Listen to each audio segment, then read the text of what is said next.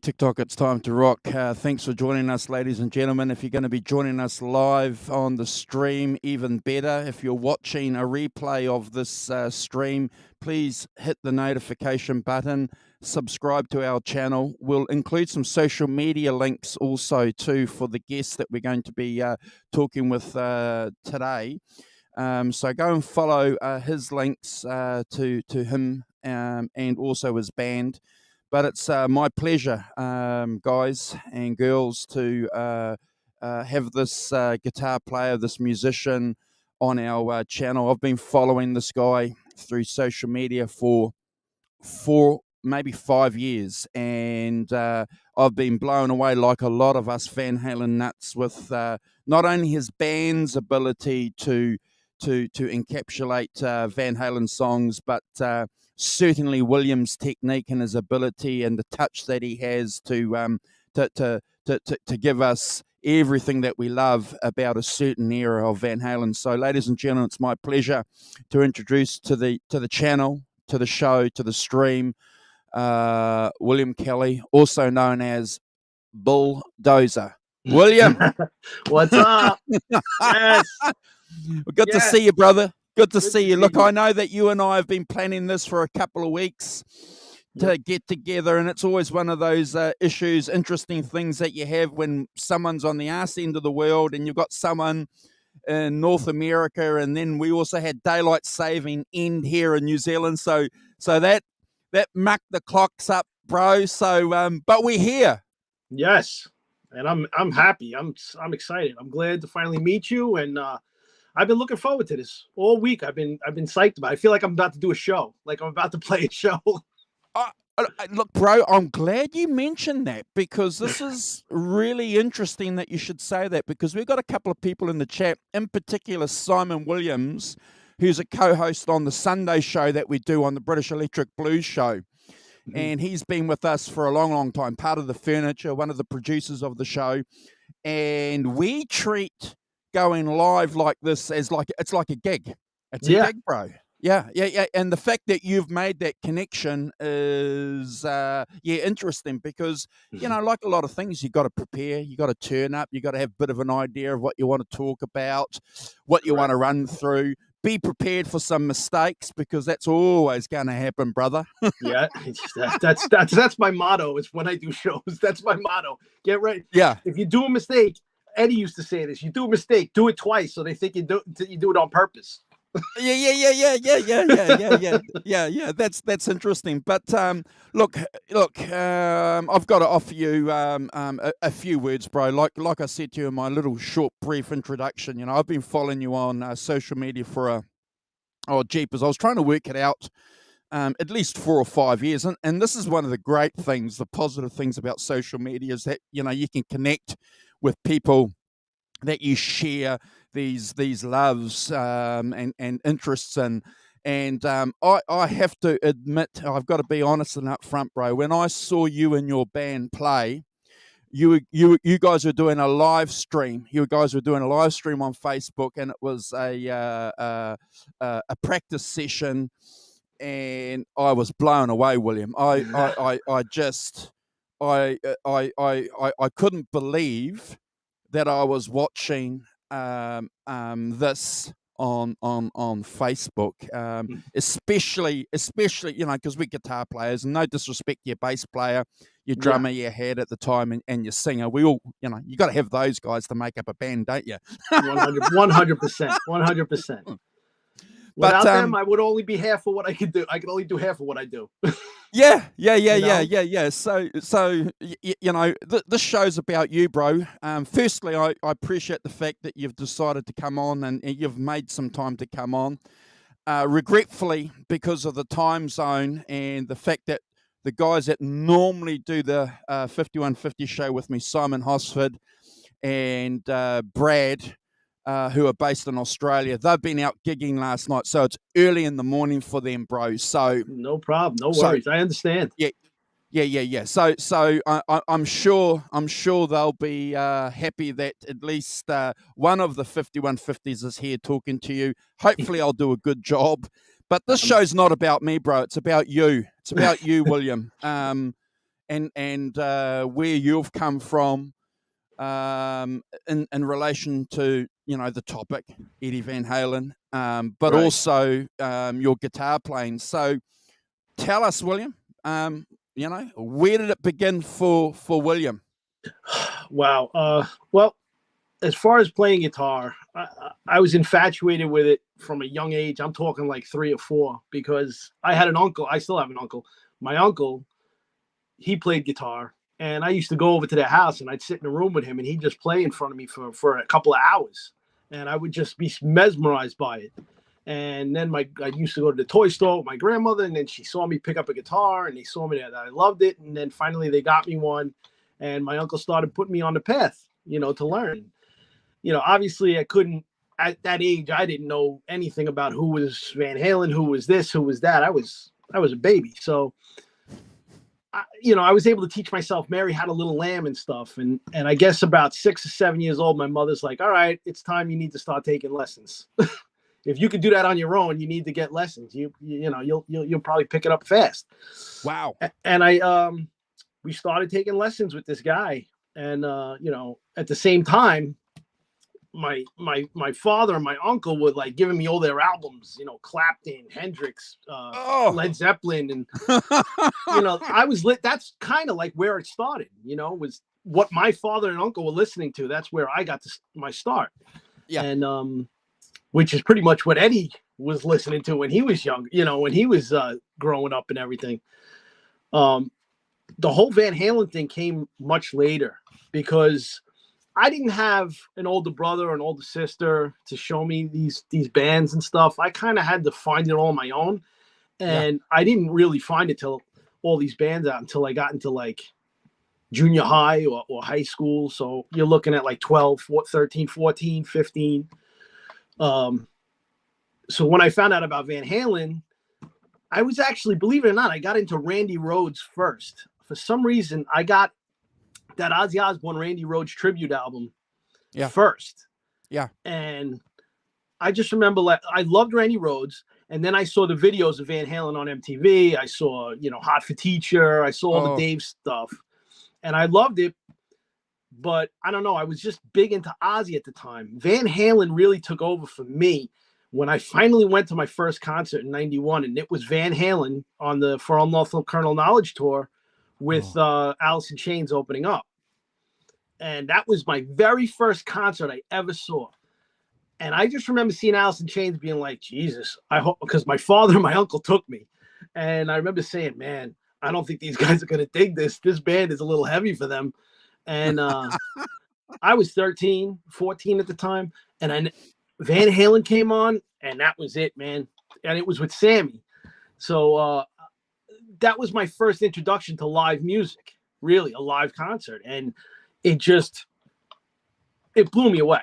It just completely blew me away. I was like, that's it. That's who I want to be. That's the way I want to play. That's everything I want to do. And yeah, man, it was that's when it really took off. And that's when my playing changed, because I was taking lessons, but I was learning all the stuff the teacher wanted me to learn. I wasn't really learning, Van Halen. I wasn't learning, I was learning all this, out of the book stuff that was boring me to tears.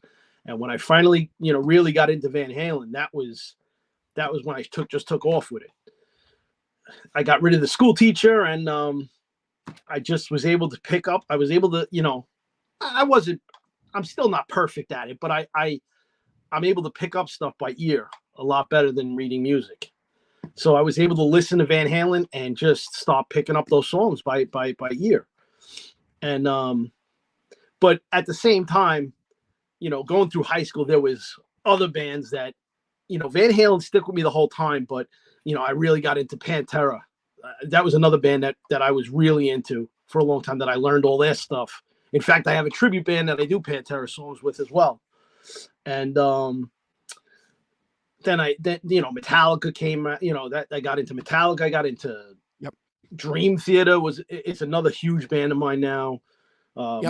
Symphony X. I'm into a lot of progressive rock, progressive metal, and stuff like that.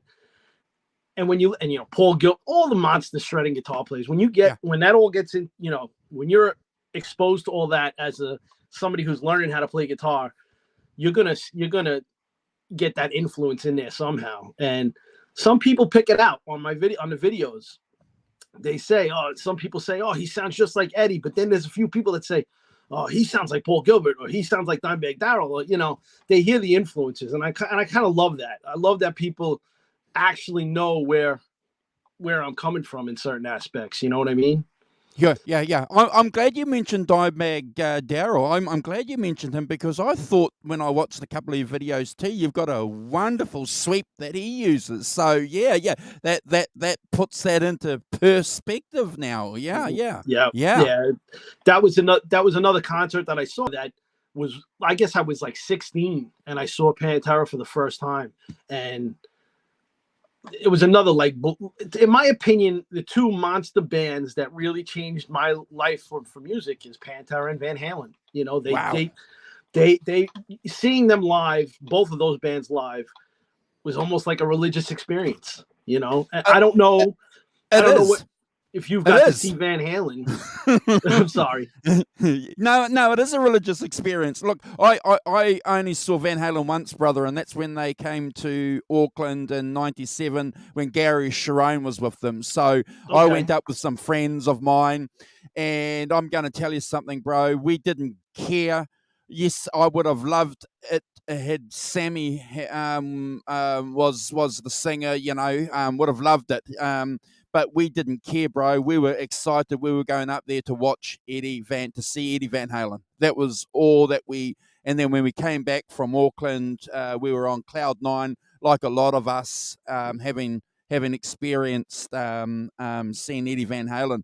But it's interesting that you mentioned that you went and saw them on the Carnal Knowledge tour, because one of my co-hosts, Brad, especially, has a lot of affection for that album and that period during the Van Halen eras. He's got a lot of time for that. But I'm interested in the fact that you really didn't know Van Halen. You didn't have a lot of idea about some of the songs, but it was the power of the concert, of being in the arena, William, that gripped you. Seeing how far away was Eddie from you when, because you would have been a young cat too then. Yeah. I was young. I was 14. We were probably, I don't know, halfway between the end of the Coliseum to the middle. We were in the middle of the Coliseum, and we were about halfway away from the stage. So I don't know, maybe 200 feet away, 300 feet or something. And it's so funny because once that concert hit, that's when I went nuts with Van Halen. And it's crazy because I was young and I didn't know that there was a David Lee Roth. Like, I thought I was seeing whatever the band was and whatever they had for the last 10 years or whatever. I didn't realize it really was a whole other band. Okay. So I'm glad you. Okay, so I'm going to look forward to what you have to say about how you went and discuss. Okay, right. So keep talking, brother. So when I saw that show and I went home, I was, something snapped in my brain. I got to get every album this guy ever put out. I got to learn everything. I got to know what this guy did.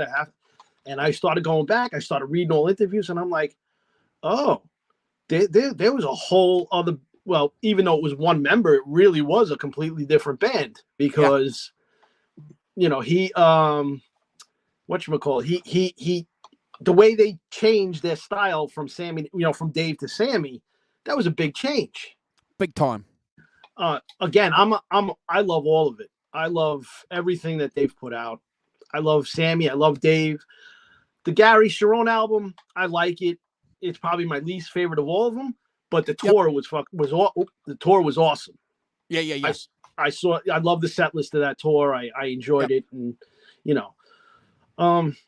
man. So it was just, like I said, I had to learn about the whole band, what they went through, and then I just started reading, every magazine I could get, every guitar magazine I could find.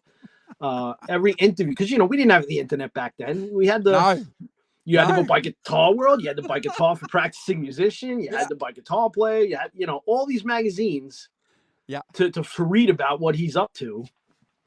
And that's how I learned. And as I gotten older, and even when we started Van Hagar, I've met a lot of new friends through Van Hagar that I thought I was a Van Halen nut.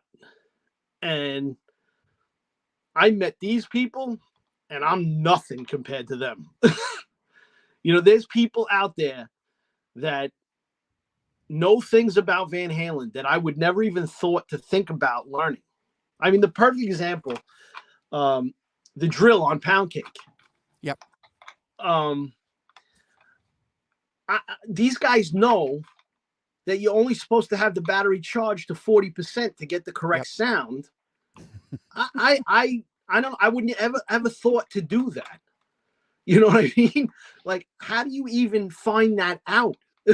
And I used to say this to these guys, but I mean, I have buddies that, my one buddy, Pete Caruch. There you go, Pete. I said your name.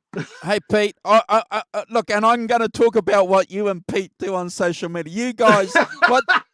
Oh my Lord! I'm glad it goes around the world. Then that's great. Oh my gosh! You guys have had me in fits. I'm glad. But he's one of those crazy guys, man. It's almost like he's nuts with it. Like he bought and built Eddie Van Halen's live rig from, I think it was 2015 or 12, whatever, whichever one it was. He has it in his house. I know. And I know. I say to him, I was like, "Are you ever going to bring this out to play live?" And he goes, "Fuck no." Oh, sorry about the language. But that's what he says. But he has it, and it sounds amazing. It's like you're a step away from God. We've got to do a shout out to Pete, don't we? We've got to do a shout out because he's another freaking awesome guitarist. That guy blows me away, bro. I just watched a couple of clips where he was jamming with your band. Yes, that was it. Yep.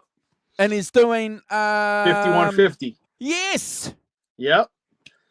I told you, he's a special person with Van Halen. And I'm sitting there, bro. I'm sitting there going, what are you guys in America doing? It freaks me out. It's a privilege to even watch you guys. But look, I get the point that you're making about our Van Halen community, and I'm going to say something, William, and I mean this respectfully.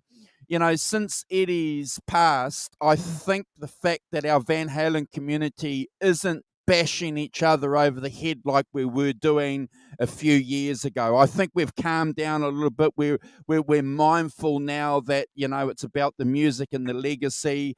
And one of the great things that I've seen by doing this show, William, is that you get people coming in at lots of different levels. You know what I mean? And that's one of the great things. That I find in our community. You've got guys that know what exactly you're saying there before, 40% charged on the battery, as opposed to someone saying, well, it was a Makita drill. I always thought if someone knew it was a Makita drill, that was good enough. Oh, you have no idea what I went through with these guys for the last 4 years. I was using a Milwaukee drill. They were crucifying me for it. I had to order it, and I had to buy the Makita drill. But hey, it sounds right now. When I go out and play live, we do Pound Cake. It sounds like the drill, so they're happy. Everybody's happy now. Yeah. But again, bro, this is one of the cool things about our. You can be as basic as you want with the gear, and we've all been there. William. And when we start talking about gear, you're going to be telling us, because I'm sure you were. And then you can be like Pete, and obviously with your gear, you can be as detailed and as technical as you want. And normally that's associated with income streams. Right. Yeah, I mean, with my gear, I'm really very minimal. I don't use a whole lot anymore. I when I was doing original bands and stuff, I always had to have the half stack or the full stack and crank it up and be metal and go crazy. But with doing this stuff, I went down to the 50 watt EVH now, 212s. It's just easier to lug around instead of bringing a half stack full cabinet around. It sounds great. live. It sound, you're micing it up anyway, so it sounds great live. And as far as my effects, I hate stepping on pedals all the time. So Sure. I just have the minimal amount of pedals, through my effects loop. I use the Harmonist for chorus and a DD7 for delay. And then I have a flanger and the phaser, the EVH flanger and the EVH phaser. That's all I play. That's it. I just touch them the least amount I have to. I just like to play. I hate dancing on pedals. Yeah. I get it, bro. Hey, bro, before we continue with the chat and the interview, I just want to do a quick shout out. We're getting some people jumping into the chat. We've had, as I said earlier, Simon Williams, the rock professor, one of the producers of the channels in here. We've got Janice Lala in here. We've got Johnny Bean popped in to say g'day. We've got a couple of guys that I think you know. We've got Julia in here as well saying hello. We have Halen O'Hara from Melbourne, Australia, joining us. Nice. We also have Frank and Beans from Long Island in the chat. Pete. G'day, Pete. We just did a shout out to you, Pete. Good to see you, brother. Love to get you on a 5150 show, Pete, talking about your experiences and your perspective of Van Halen. If you want to jump on with a couple of Aussies and a Kiwi, reach out to me, brother. We've got Mike Rogers in the chat joining us, brother. And another good cat, Metal Mike 5150. We got Brenda Kelly in the chat saying hello. That's my Tim wife. Thomas. Thank you, Brenda, for joining us. If you guys are watching, please, and if you haven't hit the subscribe button, please subscribe to our channel. All subscriptions to our channel gets a sub back. That's the least we can do. And if you're watching a replay, as I said at the top of the show, I'm going to include William's social media links to his band and to his personal accounts on the stream. Please go and follow William. Get blown away like me and lots of other people when he and his band get out and do some rehearsals and check out some of the videos on their Facebook group especially. Thank you, brother, for letting me do that shout out. So No worries. you were talking about tone. It's interesting. So you've got a harmonist, a delay, a flanger, and a phaser. That's pretty basic, bro. That's pretty basic. That's me, man. I'm the less amount of stuff I mean, to be honest with you, recently I just bought the Head Rush foot pedal system. Well, I wanted to see, because when we travel now and we go out of state and we travel by plane, I can't bring an amp with me, obviously. I take that back. I've been bringing my Lunchbox EVH head with me. It's a 15 watt head that they came out with, which actually is great, and it does the job. I recommend that to anybody who does traveling and plays gigs, by plane or whatever. That amp, I use it down in Texas and a few other places, and it works great. It sounds great, and I gotta say, I was very happy with it.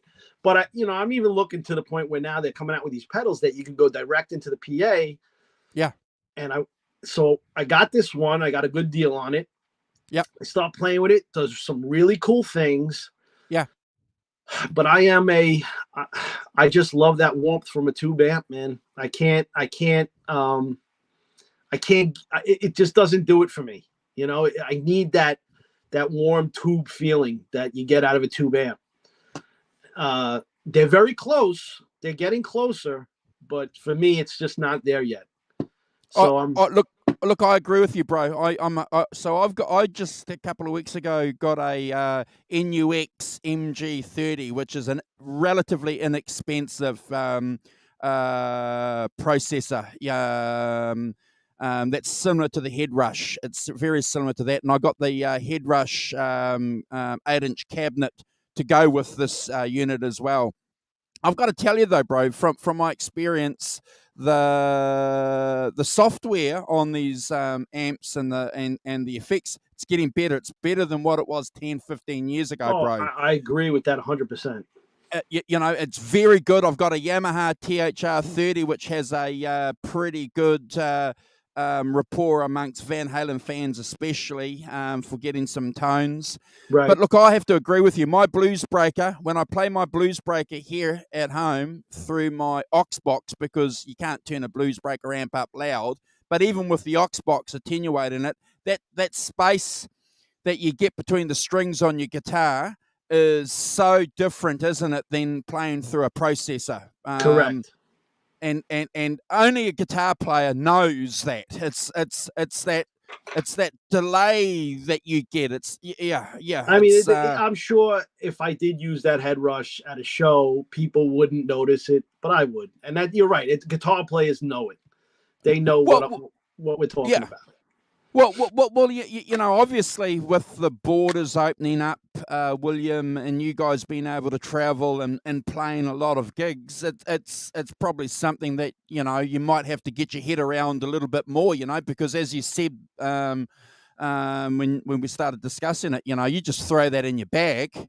Right. And grab your guitar case, bro. You're set, aren't you? You just plug into a PA front, you know, house system, and bro, you know, you're away.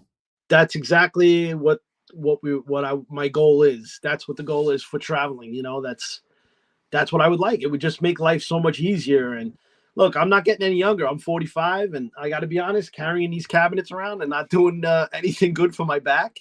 Yeah. know?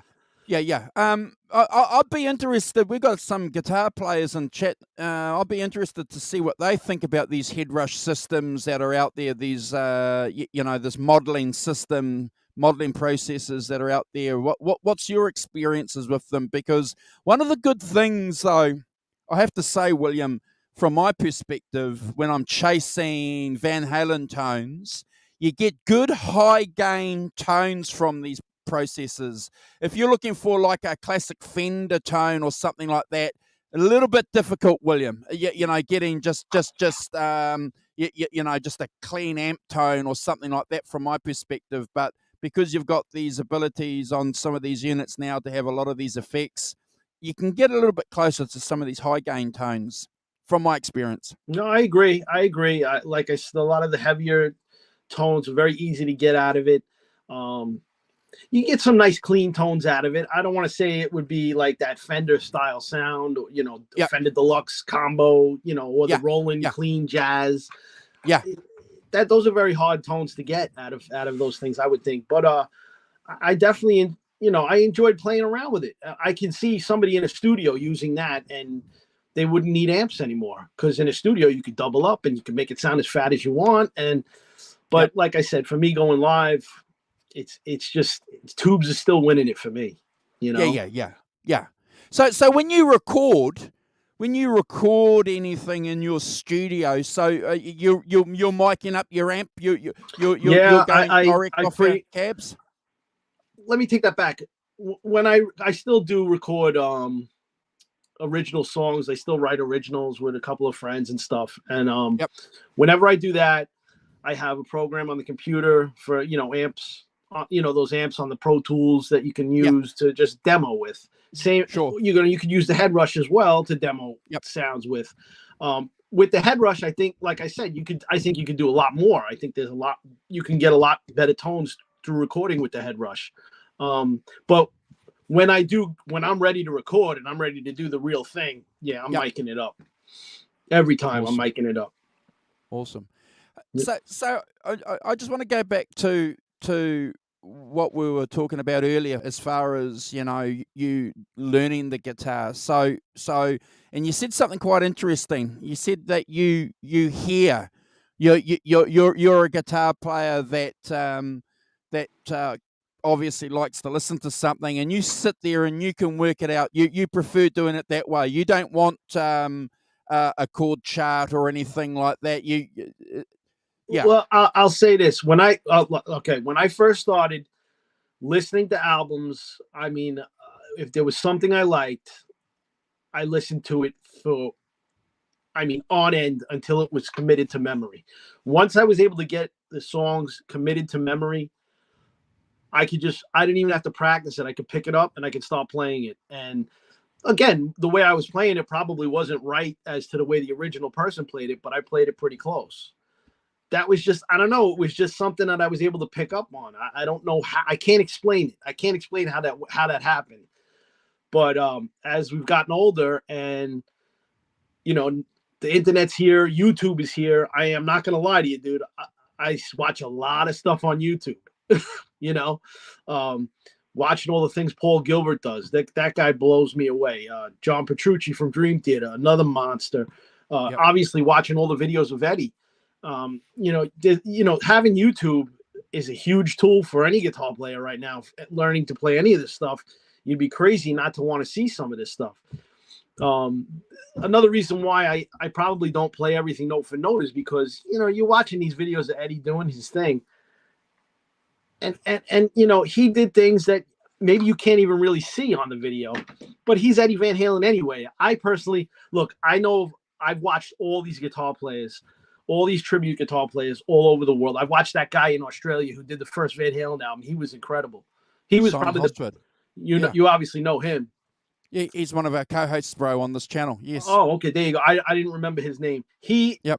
Let him know I said he was awesome. I love. Yes, I will, brother. He was the closest person I've ever heard play that and get that tone and play those songs almost to a T. I got to be honest. He's probably the best. I know a lot of guys in the United States that play awesome, that are great guitar players, that are great tribute guitar players. But in my personal feeling, there was only one Eddie, man. And people tell me all the time they think I sound just like him, and I appreciate it.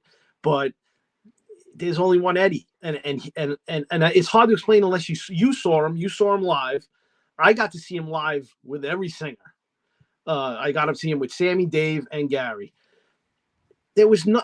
I'm telling you, there's these people who've never got to see him live. There was nothing like seeing Eddie Van Halen on stage, and in my opinion, I've never seen somebody that I could go to that concert and say, "Yep, he's got it." Now, I never got to see your friend in Australia do it, and I think if I got to see that, I'd be probably changing my tune because what I saw on video blew me away. But again, Eddie to me, he's the be all end all. You know, he was. Without him, we wouldn't have all of us wouldn't be doing what we're doing. We wouldn't be talking about it.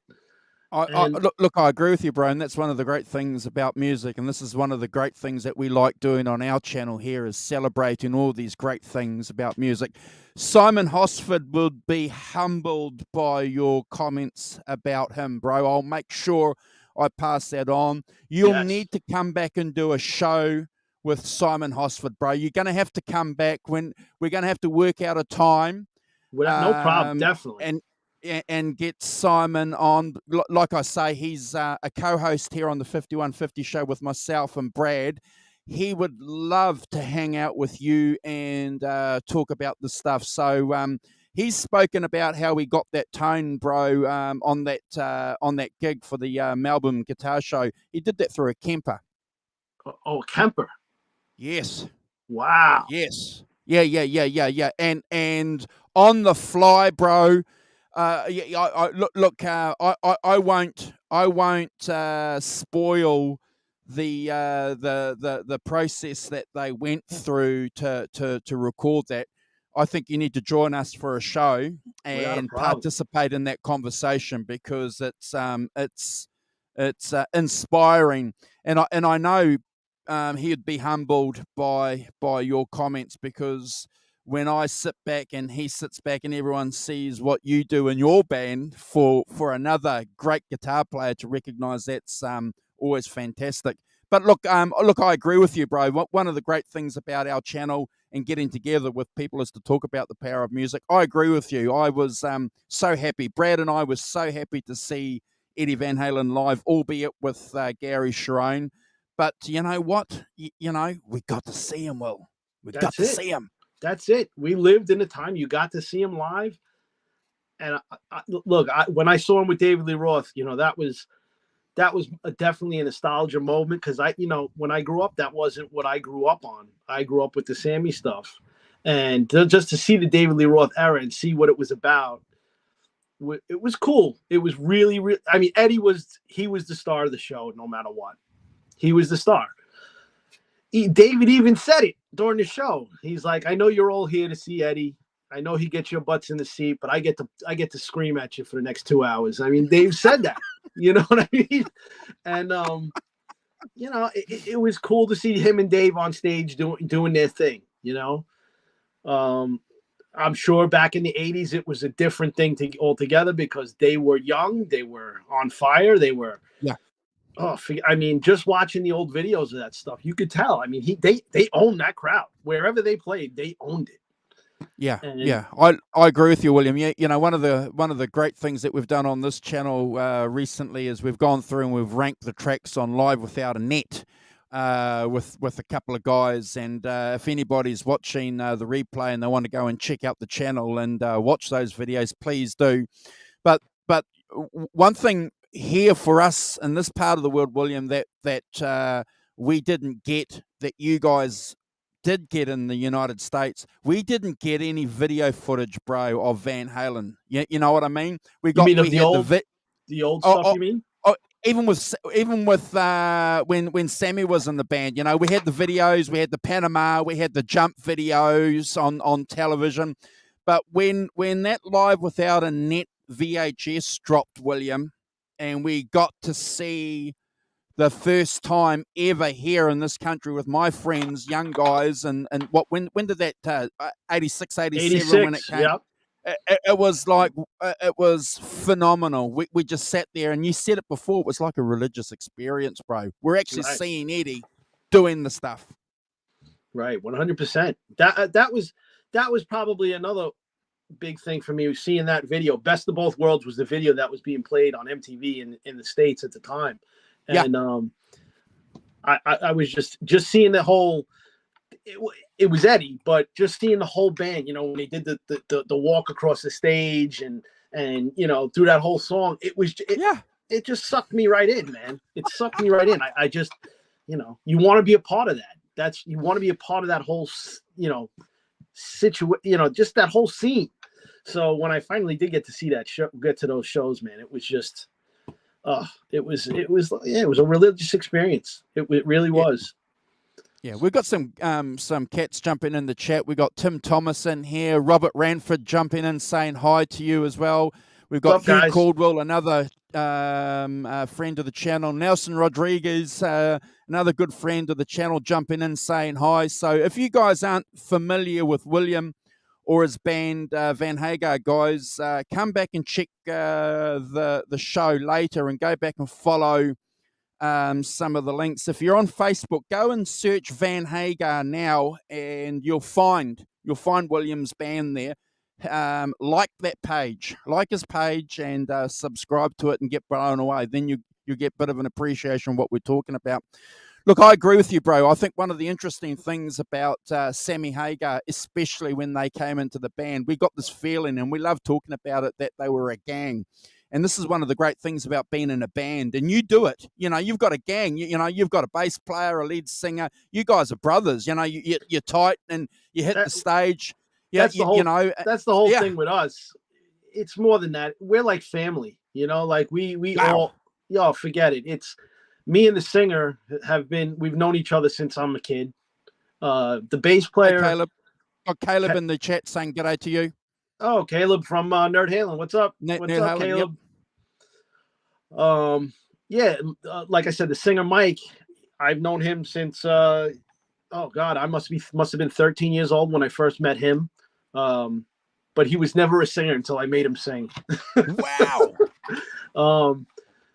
My drummer that I play with now, Greg, I've been playing with him on and off for 30 plus years. Wow. Original bands, cover bands, all that stuff. So he's another, you know, we're like brothers. We've known each other so long. We went to junior high, high school, everything together. Mm-hmm. And Kevin, he's the newest one, but he's like a brother too. That's why when we travel, I mean, I swear to God, when we go play shows out of state, all we do is laugh the entire time. We just laugh at each other the entire time. It's a lot of fun. But so you mentioned that you play other types of music as well. Are any of these guys that are in Van Hagar with you? Are they in these other bands Yes, that the other you're? band, the drummer Greg, he was in my original bands with me, and we have a Pantera tribute band called Yep. Blacktooth Grin that he Wow. plays with me as well. And yeah, it's just another band that we love to do. And we have another singer, this guy Jimmy. He has a band called Bogo Pass. They got their name around a little bit. And then our bass player Anthony.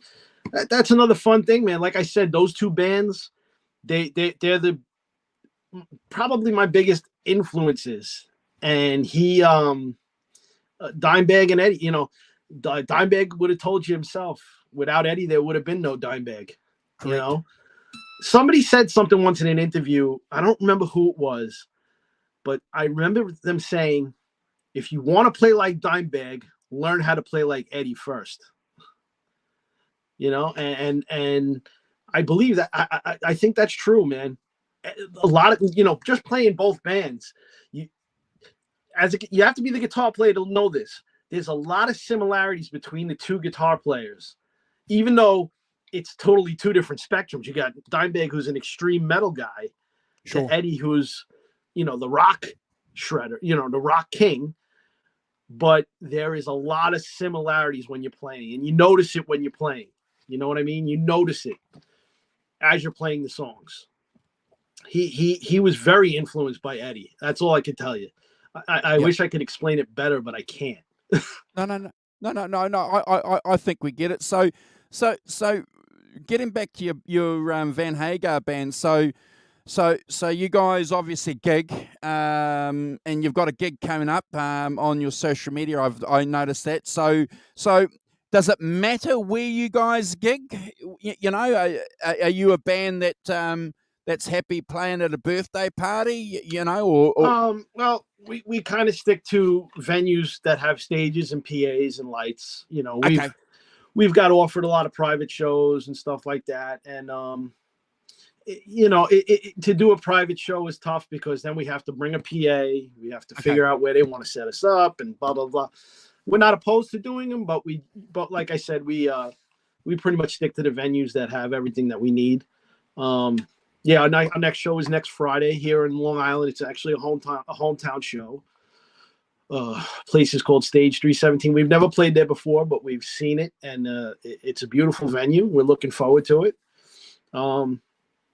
Yeah, I mean, it's so funny, man, because everywhere we play in different states and stuff, crowds are very different, man. Crowds are very different.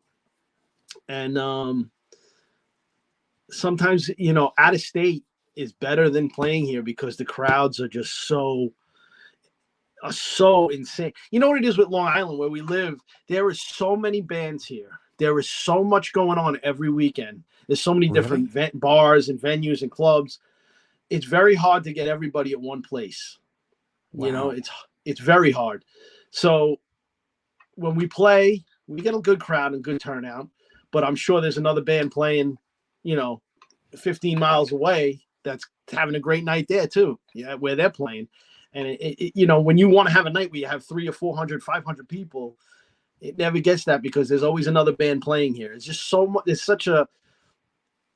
just so many bands in Long Island right now. So that's why we usually do better when we play out of Long Island because there's just, people where we play, that's the place to be. You know what I mean? Yeah. And isn't it good though when you consider what's been happening over the last couple of years? That you've got this situation to get out there and start gigging and stuff like that, and it's slowly happening here in this part of the world too.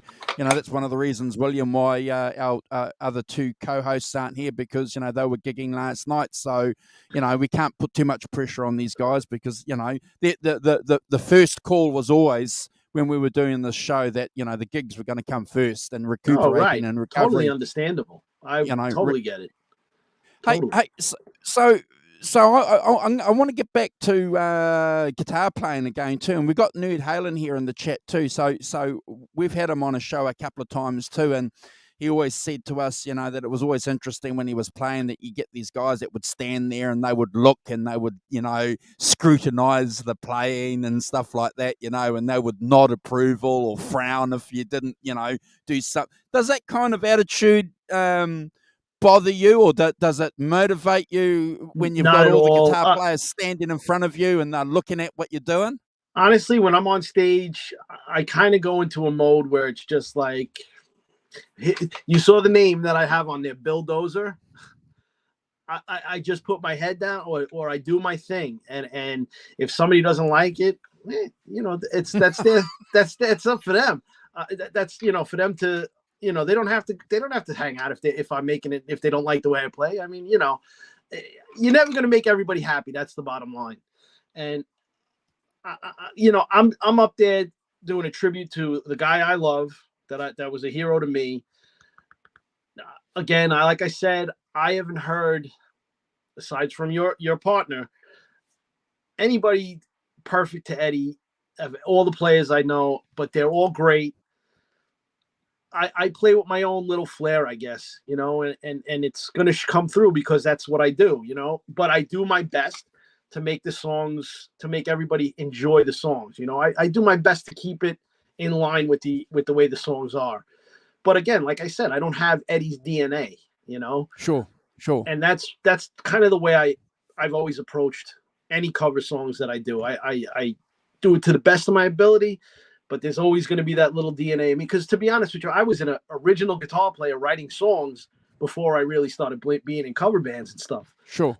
So when you're making that jump from original to covers, there's definitely people out there that want to see it to a T, perfect, without and you're going to have people, especially when we go live at practice or something, they'll say something like, oh, he didn't play that right, or he didn't do this right. And, yeah, maybe they're right. I'm not going to deny that. I want to, it's weird, man. It's more of a feeling for me. As long as you have that feeling of those songs, then you won me over and you won the crowd over. If you don't have the feeling, you could play those songs 100% perfect, and it's not going to make a difference anyway. You've hit the nail on the head, because that's exactly what my co-host Brad said. He plays in an 80s cover band. That's one of the gigs that he does, and they do everything from Stevie Ray Vaughan to David Bowie, Madonna, the whole lot, bro. And he said that depending on what's happening with the crowd, it doesn't matter. It doesn't matter if he doesn't do it the way that he should do it, or that he was doing it in rehearsal. It's all about the crowd, the environment, the gig that they're in. It's about giving the crowd, the gig, the people that have paid the tickets what they want. So it's about that vibe that you've said. So yeah. It's one thing to play in a garage with a couple of friends, isn't it? And a couple of people having a beer, but to go up on stage and play in front of a paying audience, well, you've got to give them what they want, and correct. That's the difficulty, isn't right. it? Right. But and look, like I said, doing what we do, doing what I have to do on stage, most of 90% of the time, everybody's happy, everybody's blown away, and I'm happy that I made them happy. That's what makes me excited and love what we do, is that when we go on stage and we do a show and people walk out of there like they feel like they just saw Van Halen, we did our job. Yeah. So Nerd Halen's got a great comment here. Nail the feel, not the notes. That's I agree 100%. 100%. I definitely agree with that 100%. And again, like I said, nobody has Eddie's DNA. You're never going to get the, he never played it 100% either. He did his thing. He did Eddie on stage, and of all the bootlegs I've listened to, of all the videos I've seen, he never stayed true to the albums. He did what he wanted to do, and that's what made him the king, in my opinion, Yeah. Look, I've got this question that I love asking guitar players, and you mentioned it earlier. You and I remember the olden days before the internet, when you were buying guitar magazines and Cream magazines and all that to try and find out what was happening. And, in the old guitar player magazines and Guitar World magazines, there'd be tabs, and there were always, illustrations of what you could do. So did you ever change your technique because of the advent of YouTube, where you've seen how it should be played correctly as opposed to what you were doing, William, that you worked out that you've been playing for, say, 5 or 10 years. So did you have you made that decision? I've been playing it this way, which is wrong. I'm going to play it this way because this is closer to the original. I have done that with YouTube. I have found things that I've played wrong that was close but wasn't perfect. That I watched YouTube to learn it. Like I said, YouTube is it's a guitar player. It's probably the ultimate tool for a guitar player, especially like us that play a lot. Yeah. I could go on and I've watched. Again, you listen to Eddie, then you learn about all these other players. Paul Gilbert is one of the guys that I, after Eddie, he was the next guy that like I had to like try and figure out how to play his stuff, which is kind of like impossible because he's like ridiculously retarded with this stuff, and his hands are so big. But I've learned a lot of riffs from him, and without YouTube, without videos, forget it. There's no way anybody can learn. I mean, I can't see how anybody can learn it without videos to physically see what he's doing. Bro, you've got to come back on and do a show with Hoss because he's also in a Racer X tribute band as well. Oh, I think I've seen videos of those guys. This is awesome. I didn't know that they were I watched that band. They're great, man. Those guys sick. Yeah. So he's a huge Paul Gilbert nut too. So we're planning something on the channel, bro, to talk about the connection, the relationship between Van Halen and Paul Gilbert. We're inventing a connection so we can just talk about Paul Gilbert. Oh, forget it. There is a connection, believe it or not. I mean, he was a huge Van Halen fan. They all were. All these guys were. Yeah. And that's the connection, bro. Yeah, that's it. they were all blown away. Look, doesn't it freak out a little bit to know that a guy like Paul Gilbert was blown away just exactly like you were when he discovered Van Halen? When he was he was everything that you and I and everybody in the chat that we went through emotionally when we were young cats, these guys did too. Yeah. Yep. 100%. I mean, I'd love to learn more about them in their young years, how they got to where they got to. Like him. I've read a lot on. Oh yeah, Yngwie Malmsteen's another guy that I did a lot of reading about. I loved him. Just to learn where they came from. See that, in my opinion, there's 3 guitar players that really changed the face of guitar throughout history. Hendrix would be one. Again, I'm not saying these are the best guitar players. I'm just telling you how they changed the face of guitar. Hendrix was one. After him, Eddie was it. Yep. Eddie, with his messing around with amps and whatever effects he used and his hand, how he played the guitar, he was the next one to change the face of the guitar for the world. Yep. In my opinion, there really hasn't been anybody since him except for Yngwie Malmsteen.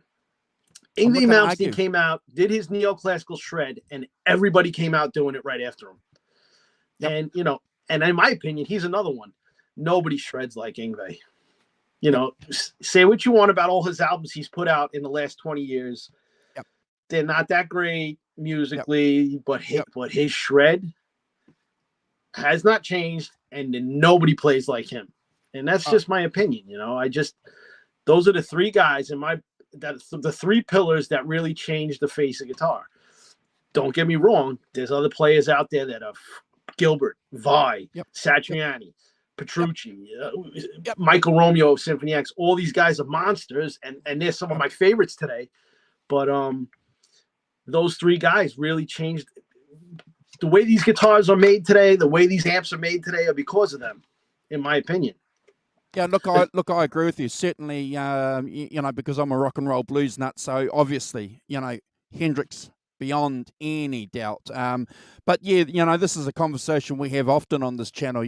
For us young guys, Eddie Van Halen's our generation's Hendrix. It's he was the guy.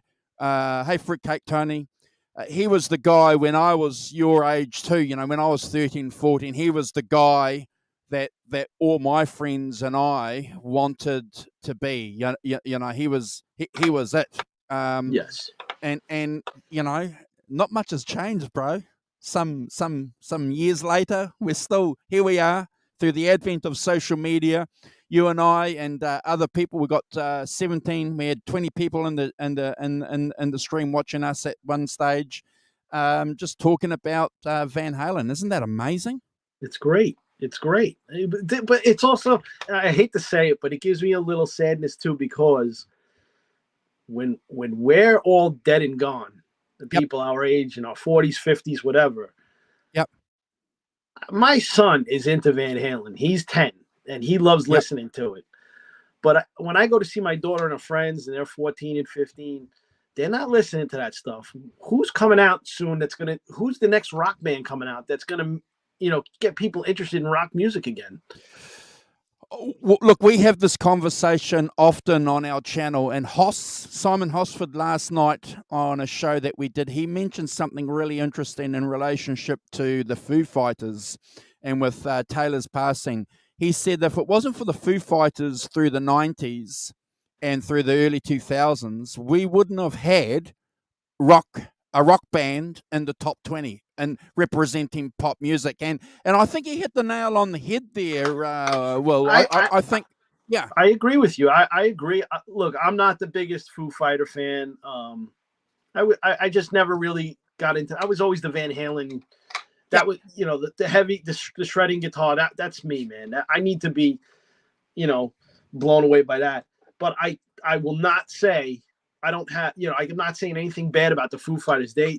What they do, the songs they write are catchy songs, and people love them. I have friends who love them that go and see them every time they come around to play. And I can't take anything away from them for what they do. No doubt. It's very sad what happened to their drummer, but he was a huge Van Halen fan too. Yeah, big Van Halen nut. But look, I get the point that you're making about what's happening. A couple of years ago, Eric Clapton came out and said that quite possibly the guitar, in an interview, could be a dead or dying instrument, because the person interviewing him said that the first time ever guitar sales were down across all the brands, the well-known brands and also the cheap brands. People just weren't buying guitars like they had, when I was a young guy growing up. Everyone wanted a guitar, so people aren't going through that process. But look, but then you get blown away, don't you, by one or two posts on social media where you see a young guy come along.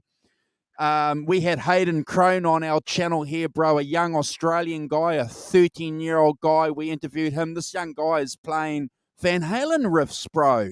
A couple of weeks ago, we had Kristen from the States, a 17-year-old Van Halen fan from Southern California. And then I see one of our friends, Craig, from Facebook, making some posts about his son being a killer guitar player. Craig Stofko. He's the guy. Yeah. He's the guy that built my guitar. Well, hold that, because we're gonna talk about that soon, bro. I'm glad you got that there. I'm gonna present you. Yeah, my 5150. He built it for me. He ordered all the parts. He built everything, and I love it. This is probably one of my favorite. That's the guitar I play the most right now. So can you do me a favor when you talk to that guy, when you talk to Craig? Can you pass on my regards to him, because without a doubt, no problem. That guy's phenomenal. What he does. He was actually the guy that turned me on to trying the head rush. He loves it. He loves it. But he is what he does with building guitars. He's a savant. But it's not just guitars. Craig is one of those guys that could build anything. I really think you could put like a nuclear power plant in front of his face. Give him a couple of weeks and he'll have that thing running. Look, I have no doubt, he posts photos on his social media when he's a young guy building these cars and working on the cars, when he's a young guy on on the drive, you know, and you know, that has a reflection in my own life with me and my own friends. You know, that's what we used to do, bro. You know, Right. yeah, you know, to get the car going. Okay, right, William's car's not going. All right, we're going to meet at William's place and we're going to all try and get it going. Yeah, that's him. That's him without a doubt. And he's the guy that gets it going. Yeah. He's but look, I have to tell you guys, you know, I get blown away when I first you know, got into social media and watching you guys, watching you, watching Craig, watching Caleb when he first started this idea on the Johnny Bean show about Nerd Halen. Yeah, you know, when it was just him. Right. You know, talking about this idea and then how the struggle, how he went through to get bass players, and then all of a sudden now it's all gelling for guys. And you know, when we got Simon Hosford on talking about how they went through that whole process of getting together, of trying to do this Melbourne guitar show, and to watch Craig build these guitars and refurbish these guitars, it's just like, wow. Yep. It's phenomenal. Look, I got my other one too. He built me a Frankenstein too. Okay. I actually had this guitar, but it was real beaten up, and he put a new neck on it. He added the circuits and the pickup in it. He did a great job with this thing. I love this guitar too. They're both the same. Actually, the 5150 has a JB Seymour Duncan, and this one has the Pariah pickup, the Pasadena Relic, I think they call it. Both guitars sound awesome. They sound amazing. What I'm going to do, bro, I'm going to present you, and I'm going to get you to hold your 5150 and talk about your 5150, and then we'll get you to do the same thing with your Frankie, if that's okay, because people wanna hear that. So I'm going to present you, brother. Yeah, here you go. This is the 5150 right here. This is Craig Stofko from CHS Guitars. Built this for me. CHS Custom Guitars. Sure. He ordered the neck, I think, from Chris Locke was the neck, and the body, I don't remember the body. Somebody on the chat got to know, because they can answer it better than I can. He did all the painting. He put the whole guitar together. He ordered all the parts for me. This is my favorite, like I said, my favorite guitar. This is the guitar I play the most. They asked me if I wanted to have it relicked. I decided not to, because I'm going to do it myself. I already got chips and scratches in it, and you know, the neck's a little worn in certain spots and everything, but that's just from playing it all the time. So again, I have the Seymour Duncan JB. That was funny in the beginning, because Craig wanted me to put the Pasadena in it. Yeah. And Pete, the other guy, Pete Carucci and Franks and Beans, his guitar had the JB. And I remember playing both of them, and I'm like, the Seymour Duncan JB, just, you feel every note that you play with it. And I don't want to take away from that Pasadena, but from the Pariah, but I don't know, something about the Seymour Duncan is just so much, it's so clean to that. Now with the Frankenstein, it's the same setup. It's the same thing, same neck. I got the hockey stick headstock, because I used to see the pictures of Eddie holding his Frankenstein with that headstock, and I just loved it. I loved the way it looked. But wow. I get torn apart about that, not having the same neck that Eddie had on it with the, you know, the Fender neck. Pete Carucci busts my chops about it all the time. Yeah. He calls it a piece of crap and all this other stuff. But actually, he says worse things, but we're not going to say that on this chat. That's right. Yep. Yeah, and like I said, he put the Pasadena pickup in here, the Relic. Yeah. If you look the way, I got to be honest, the way Pariah did this, they got down to water damage, and if you really look, I don't know if you can see, but you can see the water damage on the pickup, and just to look like it's old and beaten up for the guitar. Wow. They did a great job, man. And the pickup is, it sounds great. It sounds great.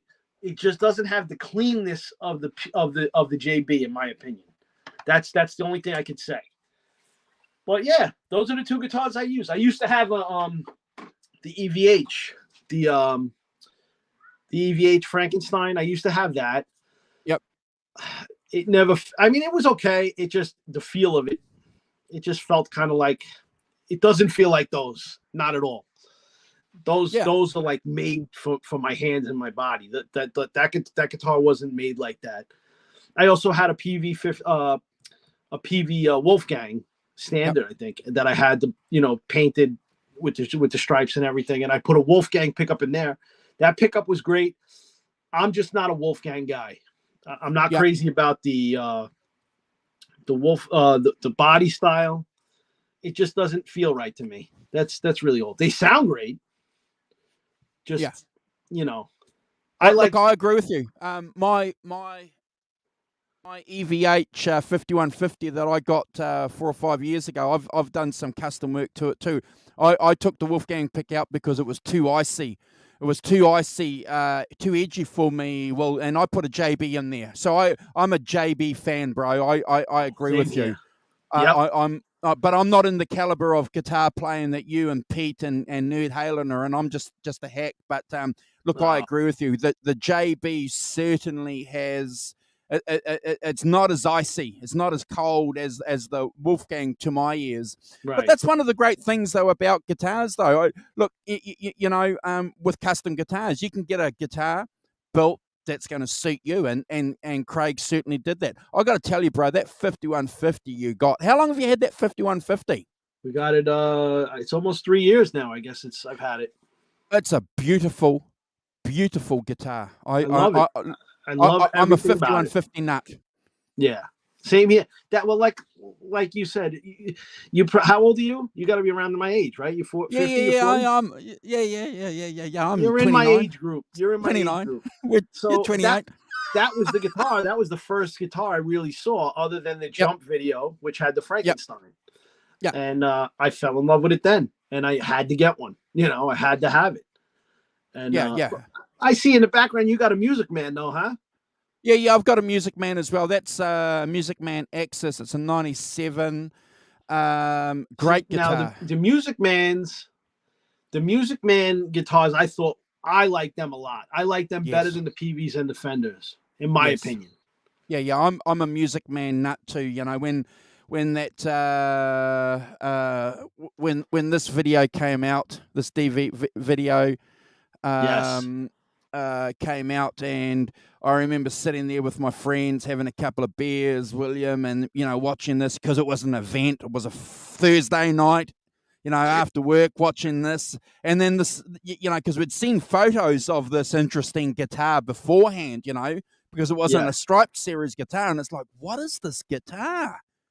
What is it, William? I'm sure you went through the same thing. Well, actually, what I went through was different. What I went through was disappointment. I hate to say it, because I loved the stripes so much. I loved the 5150 so much. Like that I was there too. And when I saw him come out with that guitar, especially at the show, because I didn't know what he was. I thought he was going to come out with the stripes, but when I saw that guitar come out, I'm like, oh no! I was like, that's not the guitar.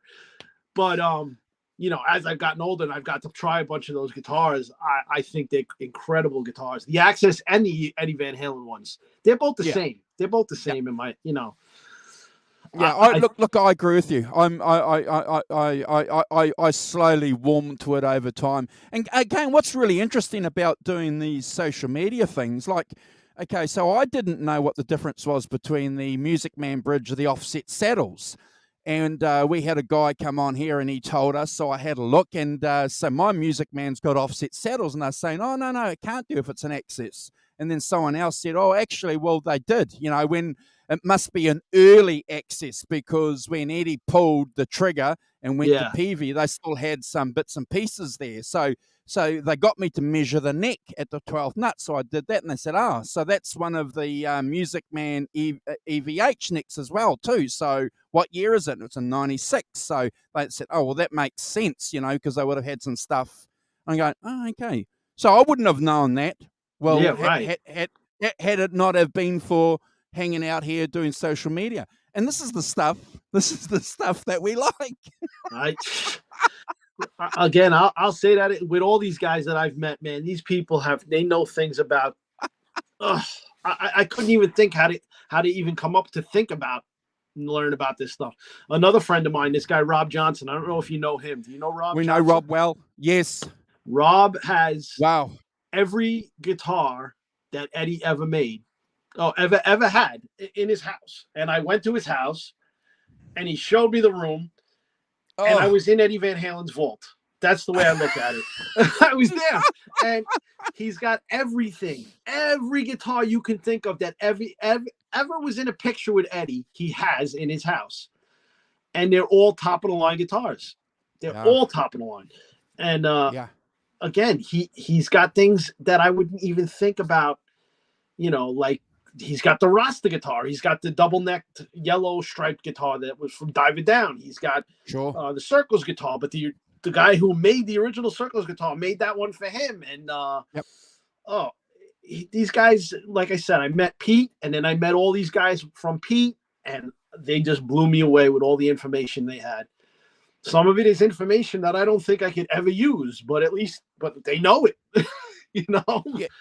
Yeah. Yeah. And again, that's one of the great things about our community. He's even got that snake guitar. And Rob is very just a nice guy. He's Great guy. He's offered to come on a couple of streams with us, but the time difference, and he's busy. So one day we'll get on, and he's full of apologies, and we say, no, bro, it's fine. One day you'll make it. But the fact that we do talk to him and he shares his posts. But this guy, this guy, besides knowing guitars, this guy is a nut with the balance era tones. Go and watch his video. He can tell you the wet, dry, wet setup. Yep. He knows the cents. He knows the degrees. He knows the millimeters. He knows, well. That's all those guys. All those guys know. They know, these guys know all that, and then they know what was used on every album. They know what amp was used. They know which guitars were used. They know how Eddie set his stuff up. I mean, these guys, it's incredible how they figured this all out and did all this research. I wouldn't even know where to start with this information. Well, we've had Alan Garber on here on our channel too, and he's responsible for producing a transcript, the most authentic transcript of Eruption. It was published in Guitar World magazine, I think, last year. Okay. Anyway, Alan Garber, he's a nut too. He's an EVH nut, so he can tell you the tunings, especially during the Roth era, because Eddie had to compensate for his tunings because of the whammy bar that he was using. So it was never concert, it was never standard pitch. Each string was, so, and it wasn't done by accident. William, he was using a Peterson tuner, so he knew exactly what he was doing. That's just another thing to say about Eddie Van Halen from the beginning. The guy had a vision of what he wanted and how he wanted it to work, and he did it. And that's what blows me away about him over all these other guitarists. Look, we could sit here and say Eddie, he is the king, but it's not just because of how he played. It's because of all the things he created along the way. Never mind the songs he's written and the guitar playing that he's done, the amps that he's messed with, the guitars that he's built. I mean, everything he's done is standard. Is standard practice in the guitar world, and you can't disregard that. A lot of people don't even realize that. That's the funny thing. Look, again, you've hit the nail on the head. We're old enough to remember when guitars had two humbuckers, and you had a volume, and this idea of having just one volume knob, William, and one pickup on a guitar. I'm old enough to remember when that was not normal. Right. And he was the guy that came in, and then during the late 80s, it was a revolution. As you said, it was a revolution. But I never made that connection back then, bro. I never made the connection that was Eddie Van Halen. That was through, it took me in the 90s to hang out with other guys and read a few bits and pieces. That goes back to EVH. That's where you're in the same boat as me, because actually, and it took me more than the 90s, because in the 90s I saw and I witnessed everything that was going on live, but I didn't learn about, even to this day, even now, as I'm 45 years old, I'm still learning things that this guy did. That's the amazing thing of Eddie Van Halen. It's like you think you know it all, and then all of a sudden somebody comes out with something else that you had no idea he did. And you're like, so we do that because of him too. It's just that's what's amazing about Eddie Van Halen. That's really what it is. There's always something else. Yeah. Look, I agree with you. I think it's fascinating. The fact that he was working on amps. I think it's wonderful, the story, when he was talking about the Variac and all that, and then he realised, oh my gosh, guys were blowing up amps, so he had to change that story, because he was feeling sorry for guys, so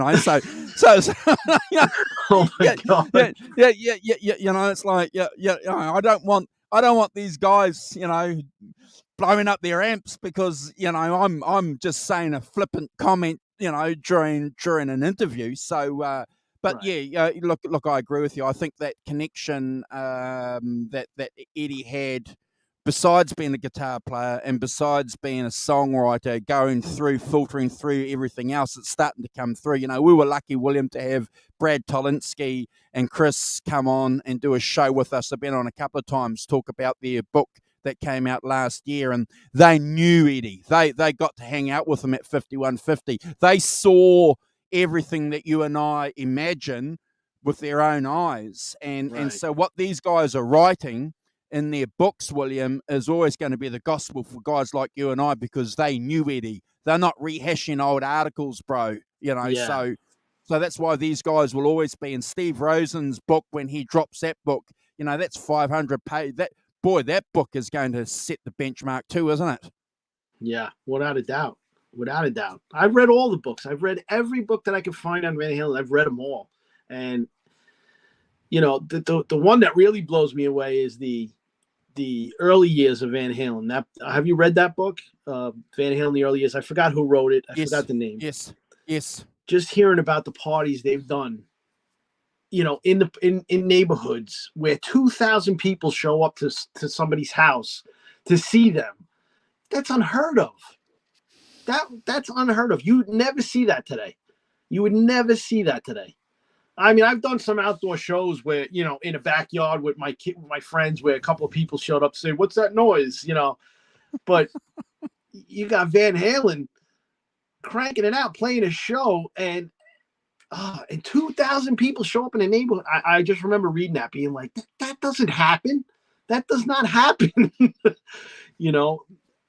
I don't know. Van Halen Rising by Greg Renoff is that's the one. Yes. Look, I've got to agree with you, because I'm a music nut like all of us here, and I've been blown away by what you guys have done in the States. So talking about Van Halen, how they had this entrepreneurial spirit of organizing their gigs. Tom Petty used to do the same thing too. With Mudcrutch, they did the same thing. They would get kegs of beer and organize their own backyard parties and charge people to come and watch them. And they would have hundreds of people, on a Friday or a Saturday night generally, just watching live music, having beers, and just, it's unheard of in my country. Yeah, right. But these are the stories that we live with, that's why it's always fascinating. That's why, reading more of these books and everything, especially the one when Noel Monk's book, when I read that really blew me away.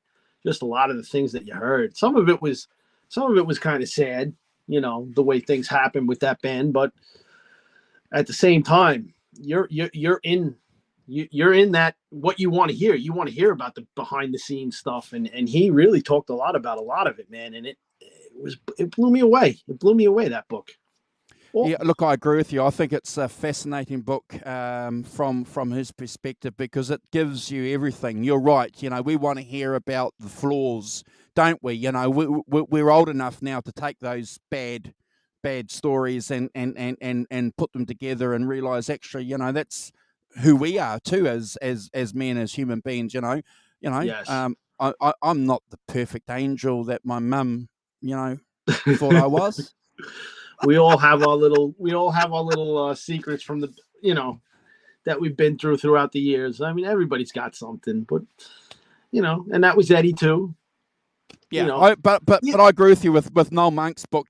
Talking about how they organised, security to go in there and beat people up that were selling t-shirts and memorabilia that weren't related, directly financially to the band, and taking off cameras and stopping people from record. Where's all that stuff now? It's. Well, here's the other thing, and this you got to think about this too.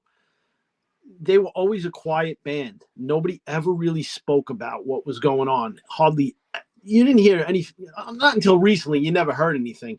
But even to this day, Van Halen broke up, or Eddie's gone. Van Halen's really no more. Alex doesn't say a word. David Lee Roth, you would have thought he would have came out and either wrote a book or said something about what happened the last 10 years with that band. Was Eddie and him really close, or did they just do it just to make a payday? You'd think you'd hear about all that.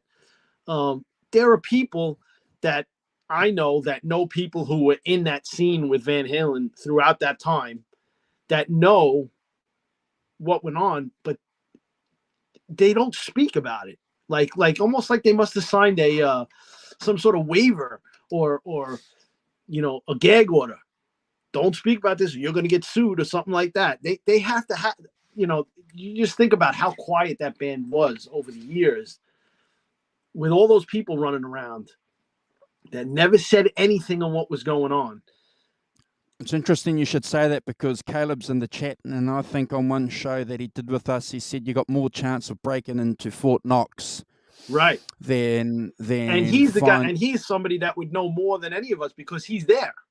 Yeah, he and lives finding there. out any secrets about Van Halen that they don't want. And I suppose that's one of the issues that sort of pissed Mehdi off a little bit, didn't it? When Sammy went and published his book, and gave us an insight. But I'm glad though, William, that they managed before Eddie passed to reconnect and. I really wanted to see that kitchen sink tour. We were all talking about it. We all thought it was definitely going to happen. And I think it would have been incredible. It would have been really special to see that. The other one who made a really good book was Valerie. Did you read her book? Yes. She had a lot of insight on all that stuff too. Yeah. It's again mandatory. So you guys have to realize that. Go and read Patty Boyd's book on Eric Clapton and George Harrison. Go and read Cynthia. Cynthia Lennon's book on John Lennon. That's a debatable book too. But their partners or wives give another perspective on the lives of these giants that we have dedicated big chunks of our lives to. Right. So where were you? Where were you, bro, when you found out the news that Eddie had passed? Do you mind sharing that with us? I was home. I was at my house, and the first thing I did was call Pete Caruch from Franks and Beans. And I remember saying to him, I was like, "Did you hear?" And I don't think he actually heard it that moment. And then he saw it on his phone while I was on the phone with him, and we both kind of sat there like we were just kind of shocked, like. He was shocked. I don't want to say I was completely shocked because we had been hearing from certain people that for the last year that Eddie wasn't doing so great. There were certain people that we know that were somewhat close to the situation, and they were saying that he's not doing so great. And then we'd hear that he was good. And then we heard he wasn't so great. And then we heard he was good. And then he was, so for the last year, we kept on hearing back and forth that something was going on. So when it actually came to fruition that he passed away, it hit me like, well, I'm not surprised because the guy was fighting cancer. We all know he was fighting it.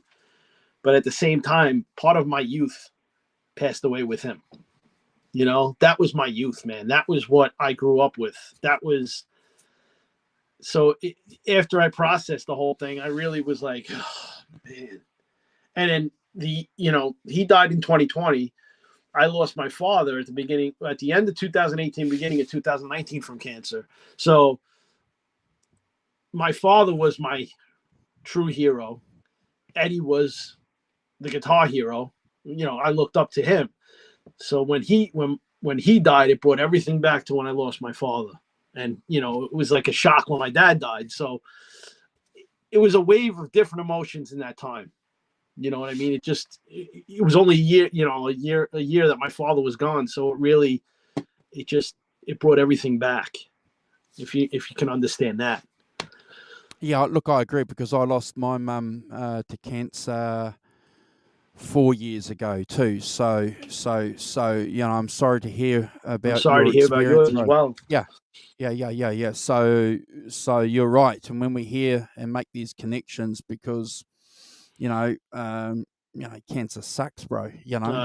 Please. I'm so sick of it. We deal with it all the time, though. That's the problem. It's always around. Yep. Yeah.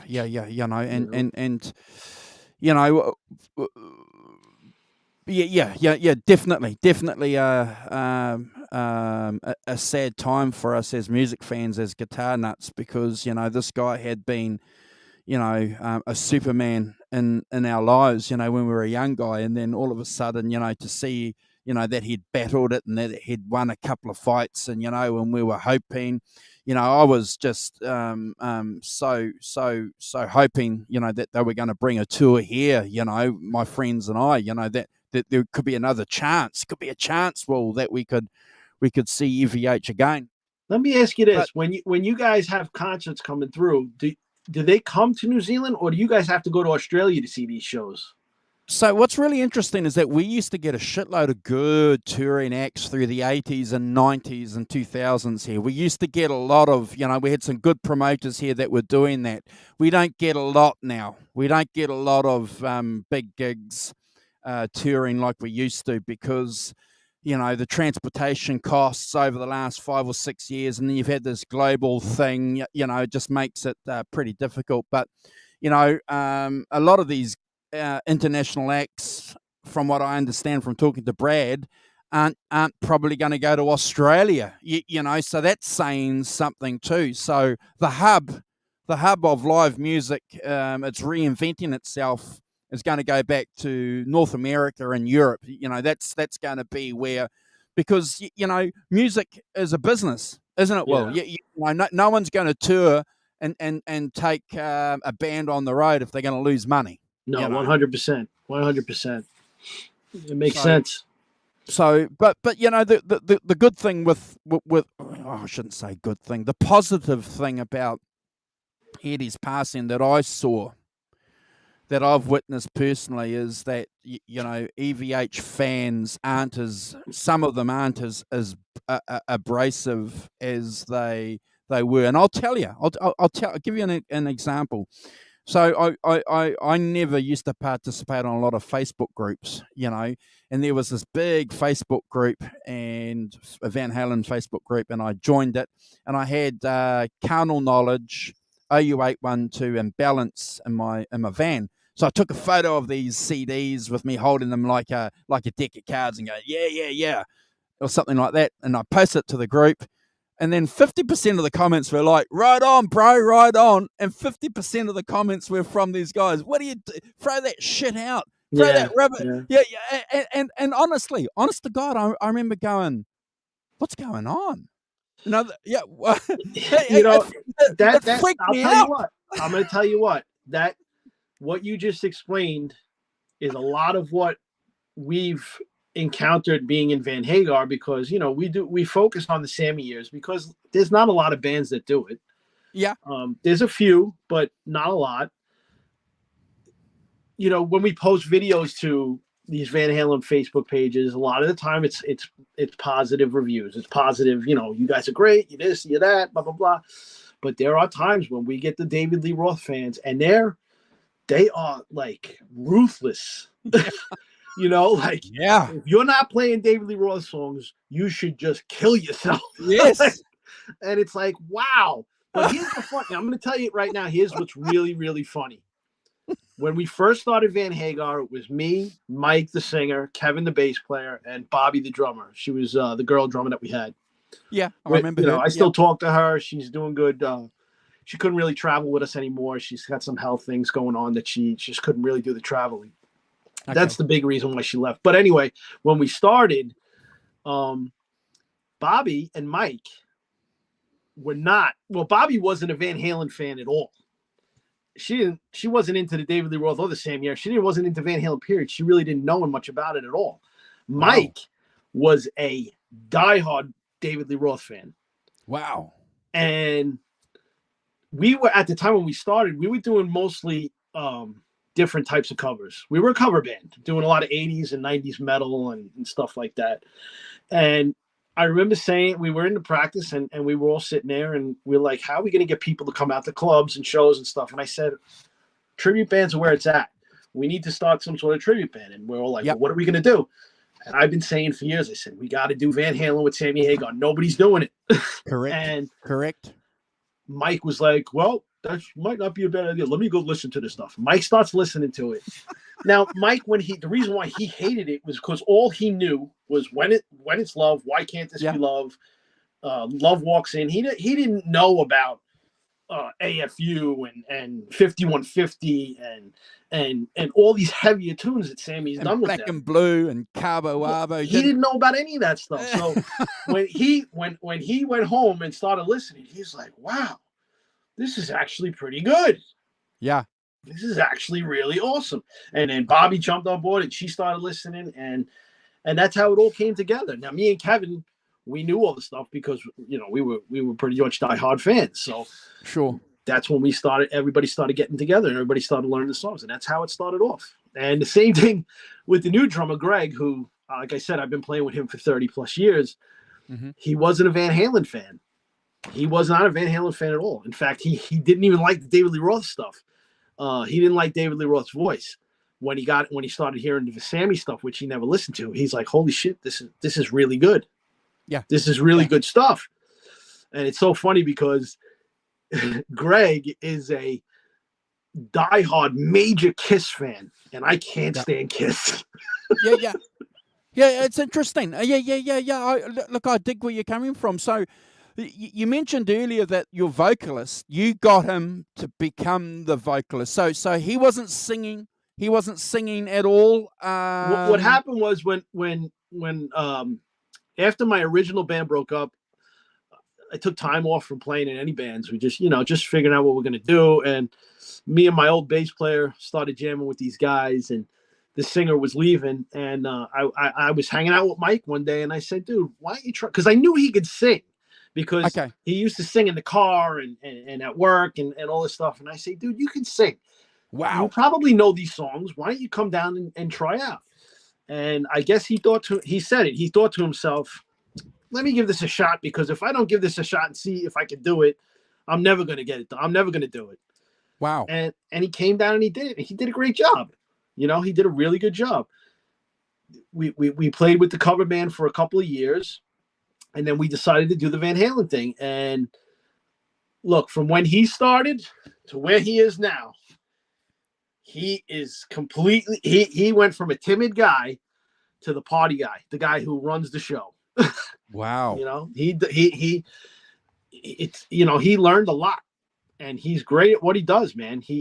That's Sammy Hagar high pitched sound. He's just got that range. He's really got the range. He's another one. Sammy's somebody, there's nobody who sounds like Sammy, but correct. Mike has the range. He looks like him when he puts the wig on. Yep.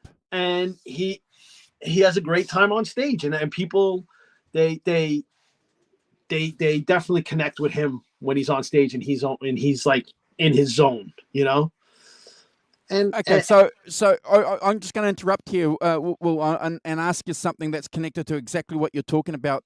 Do you mind telling us and the people in the chat and the people that are going to watch the stream after what is it that you do and that you guys as a band do before you go on stage, to get yourselves into the zone? This is a lot of sacred information for a lot of bands and a lot of performers. But do you want to, I'll tell you exactly what we do. I get changed and I go, and I'm a machine and I go, let's go. I'm ready to go. You Let's flick a go switch. do this. Yeah, it's a switch and it's time to go. It's time to do the show. Let's go. Mike, my singer Mike, he's got a ritual that he does. He goes to the hotel room. He sits in the shower with the the mist and everything going. He breathes in a humidifier, and he's very serious about his voice, which you don't get a lot of people like that around. So I give him a lot of credit with that, although he can be a pain in the ass with it. But he does that because he wants to be at his best. Kevin, he wants to go to sleep and he wants to take a nap. Wow. Yeah, and Greg's another one. Greg will he's ready to go too. Me and Greg are pretty similar where it's like, let's go. Thanks. It's time to do the show. Let's go. Let's get it done. Let's get the job going. And that's pretty much what we do. And how long is a show for Van Hagar? Typically, how many songs do you guys do? And do you often stretch? Do you guys do encores if it's if it's a good gig? Or we try to keep the shows to an hour and 45 to 2 hours. We try and do a full Van Halen show. Okay. We've been known to play up to almost 30 songs, play almost 3 hours. Wow. Yeah, we go into the old stuff too. We do both eras, really. We're trying to make sure that we don't go above that 2 hour limit anymore, because doing all the Sammy stuff and all that stuff, it does put stress on Mike, because he's singing at that high level. We're doing everything in standard tuning. It's not like we're tuned down. It's everything's in standard tuning, and he's pushing himself, and he does a great job. But going over 2 hours, singing like that for 2 hours, it's gonna it's gonna feel taxing on you. You know what I mean? Sure. So you're the band leader. You. I do most of the booking. If there's a band, we all make good decisions. We all. It's like a democracy, but I'm the one who does all the the bookings and all that stuff. I can't say I'm a leader. I'm just a guy who does a lot of the business. Sure. Well, someone's always obviously got to do that, because you guys are a gigging band. It's about getting that business side of it organised, because, like we said earlier, music's a business, and no one's ever going to bust musicians for wanting to make some money out of performing live, because it's a unique experience. How good is it to go and watch a live band? Right. Well, look, I as far as making money goes, look, we all have day jobs. This band is not something that's gonna get us to quit our jobs and be able to just play and not worry about that stuff anymore. We do this as a serious hobby where we've made some decent money doing it. Enough money to cover our expenses on the trip, to cover, our gas, tolls, whatever, and come home with some money in my pocket. If I didn't do that, I wouldn't be doing this, because my wife wouldn't have it. If I had to take money out of my own pocket, she would crucify me and I'd be done. And look, that makes sense. The fact that you can fund, because a lot of guys and girls can't do that. They can't fund a hobby, a serious hobby, by actually doing the hobby. So the fact that you guys have done that, and clearly music is something that's in you. So if you weren't going to be gigging, William, I'm you're going to be playing anyway. So whether it's going to be in your garage, the fact that you can go out and gig a couple of times a month, 3 or 4 times a month, that's a bonus, because it's in you. And I get that, because we all come home after we've met the family, done our family obligations, etc., taken dogs for walks. What do? You grab a guitar, William. You're right. 100%. and that's how my life's been living for the last 7 to 8 years doing this, and it's been good. And the wife and family come out to the shows when they can, and it's great when they're there. But when we travel, it's very hard to get them all to come because what we make covers everything that we need to cover. And if they come, then we got to spend more money. Sure. Yeah, and I get that. So obviously it must be really pleasing for you. You've done a good set, you've done a good gig, you're grabbing a Coke, and all these cats come up to you of various levels of intoxication because they've had a great night, and they're coming up to you and they're saying, "Man, you've just blown me away. I'm so glad I've come and watched you guys play to see this music live because I've been listening to it for years, but to actually see it live, it must be humbling. It's very humbling. It's I can't, it's so appreciative that they would come out just for the pure fact that they came out to see us play. It blows me away in itself because it's a tribute band. It's like, I don't know. I've seen a lot of tribute bands. I've seen a lot of good ones, and I've seen some not so good ones. And if people like us that much to see us in different places other than our home state, it just blows me away that we've reached that far, that people have seen us and they want us to keep coming back. And we're all blown away by that. It's like I said, we've gone as far as Texas. We've been to almost to Canada. Wow.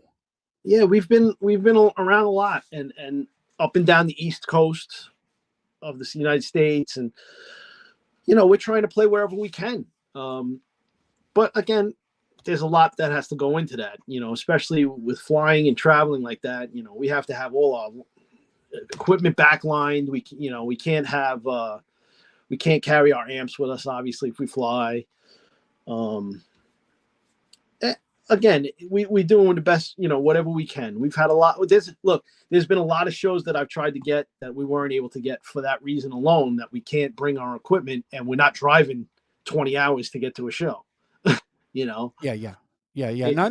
Look, I get it, and I think look. Obviously, everybody in the chat's hoping and praying that you guys can take your music out as a tribute band and offer it to people, as much people as you can, because that's what it's about, William. You guys know you're doing something special, and you're making those connections, and despite whatever's happening politically or economically in the world,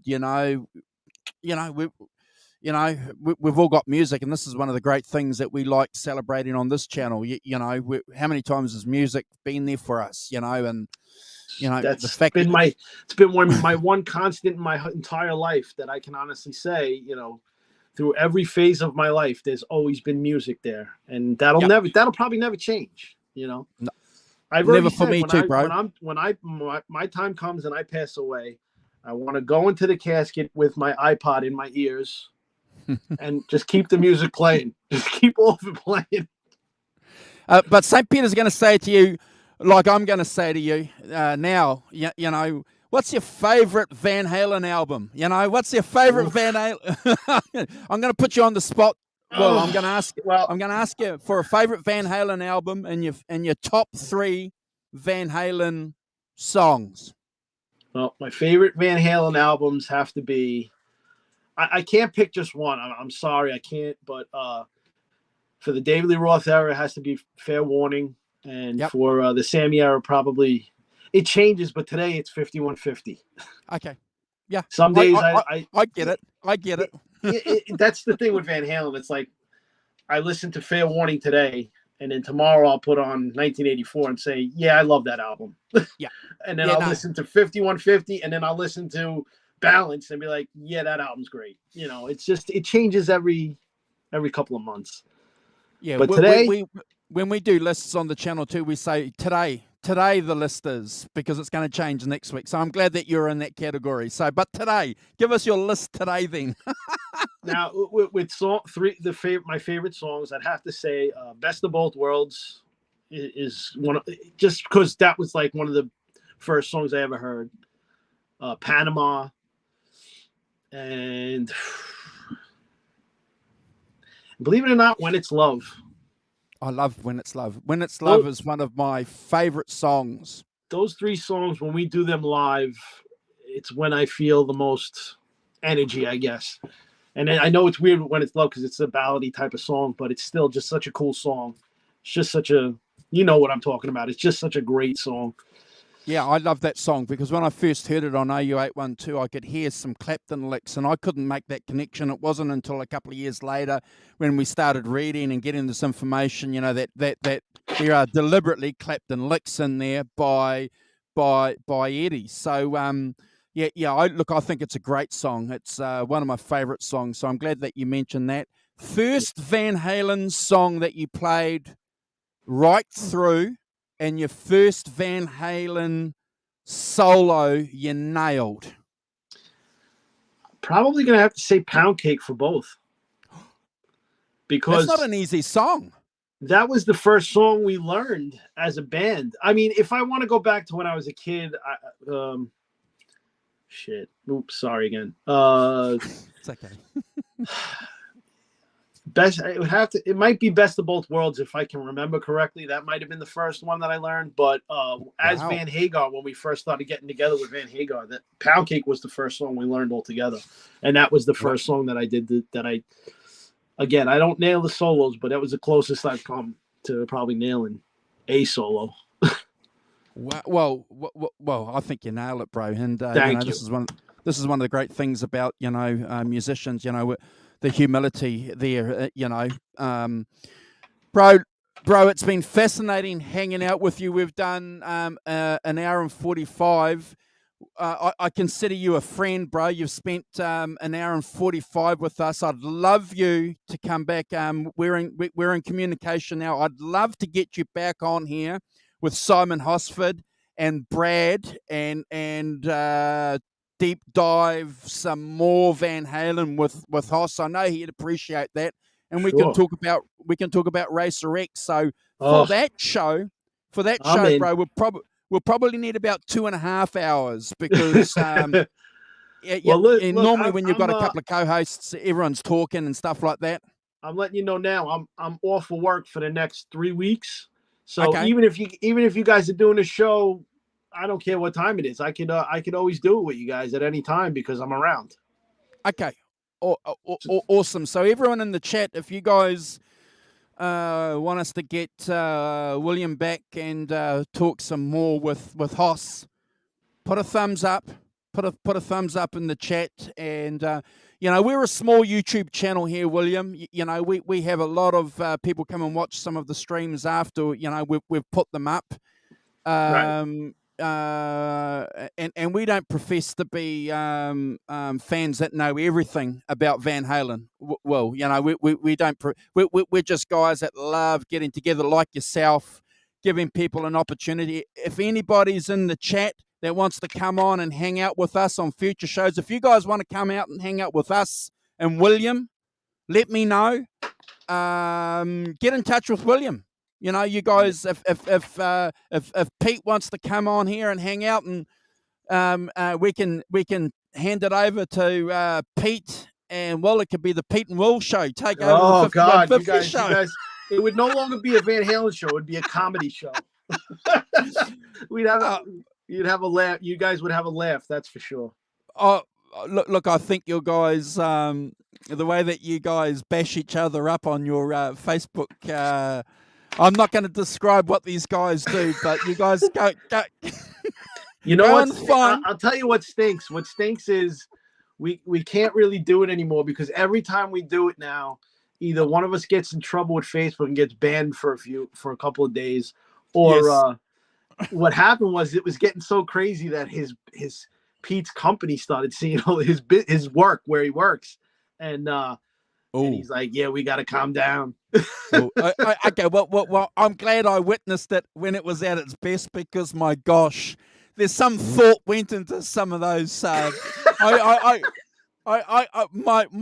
could tell, what you guys did. That wasn't on the spirit. There was some serious thought. Well, I have some of this stuff. I can always send it to you, and you can check it out on your own. You can send it to your friend and let him check it out. Well, if you guys want to know what Williams talking about.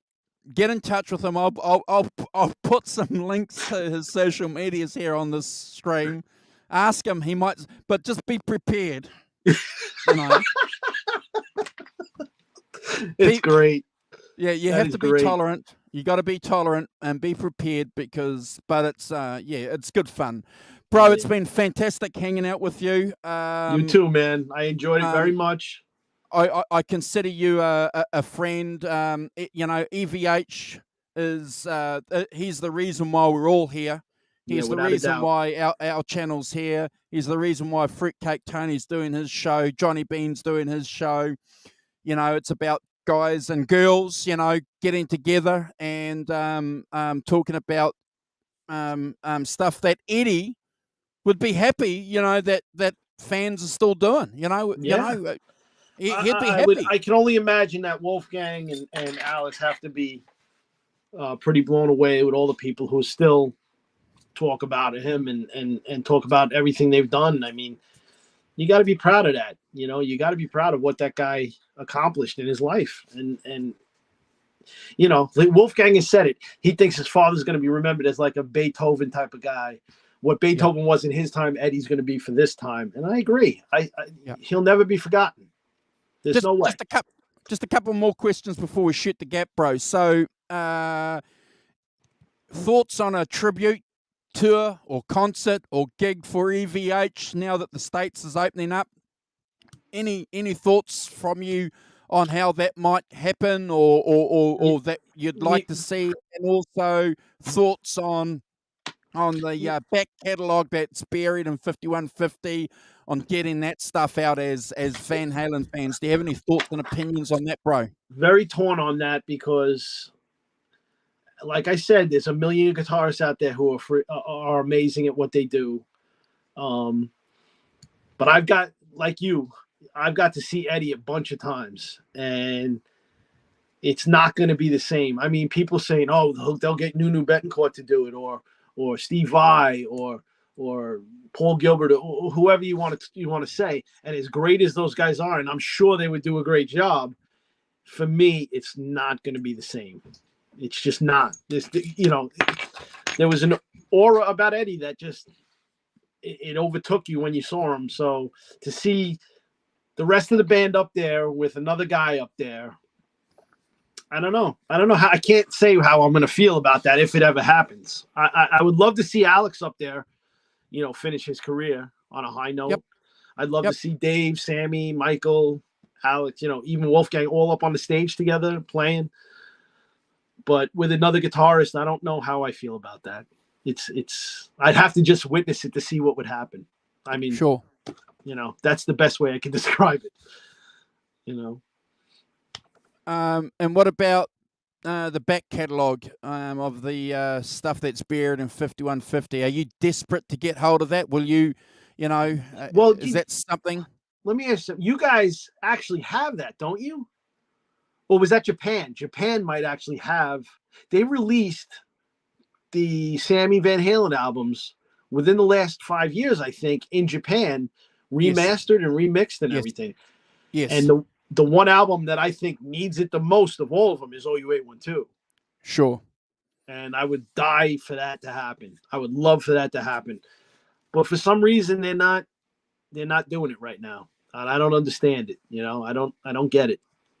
You know, it'll be great. It'll be great to see, you know, because we see it with other artists, don't we? You know, we saw it again. I'm going to mention Tom Petty. Wouldn't it be great if they remastered OU812 and they took that Japan tour, which is on the internet, the 89 Japan concert, and remastered that and had that as the live track for the, and included a cleaned up DVD.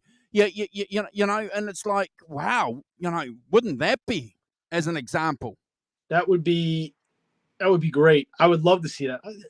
I know that they even have, from what I've heard, is that they have live audio and video from older shows from when Dave was in the band in the 80s, that I'd love to hear that stuff too. Yeah. Will it come out? Only time will tell, but I'm hoping it does. I hope we see it, you know? Yeah. Yeah. Wasn't it revealing, though, that Wolfgang came out and said that Alex is in control of all that? So So obviously, he's the one that needs to, make some kind of decision whether or not that's going to happen. But I thought that was revealing. Yeah, I agree with you. I mean, I've always heard that Alex, as much as we all know that Eddie was in control of music and all that stuff, I always heard Alex was the main guy behind the business of the band. And that's probably another reason why we never heard about a lot of stuff that was going on, because he probably kept the gang going quiet. He kept everybody quiet. Yeah. You just don't know what went on in there. I hope that Alex decides to do stuff and release stuff. I would hope that he does. So do I. So do I, bro. As a fan, it's Right. It'll be money for jam for me. Brother, Right. It's good to see you. Good to meet you. Good to hang out with you for a couple of hours. I'm going to wish you well. I look forward. We're gonna come back, guys. So if you're watching a replay, please subscribe to the channel. We're gonna get William back. He's gonna hang out with Hoss. We're gonna Anytime. deep dive. If you thought that we were nerding out a little bit here on this stream, wait till Hoss comes in, and we're gonna talk about a lot of stuff with Hoss and Brad and Racer X. Brother, I'm going to ask you to, after I go through and say goodbye to everybody in the chat, I'm going to give you the last word. So, Janice, thank you for hanging out with us. Helen Winter, you've been wonderful, big supporter of the channel. We have Hugh Caldwell in here. Phil, Norwich Guitar from the UK, hanging out with us. Janice has been with us right from the start. Thank you for hanging out with us. Holly Lewis from EVH Tinkerman Tribute Facebook group. Please check her group out. She's awesome. Robert Ramford, another Van Halen nut. This guy is just crazy. Robert, if you ever want to hang out and do a live stream with us, mate, you're more than welcome. Please touch base with us. Helen O'Hara from Australia, thank you for joining us. Metal Mike 5150, another Van Halen nut. Oh my gosh, we had also in here Nerd Halen hanging out with us.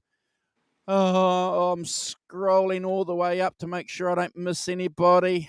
Hold on. We had Jamie H2011 Ayla in here from Ohio. Thank you. Sorry, I didn't catch you earlier. Frank and Beans. Thank you, brother.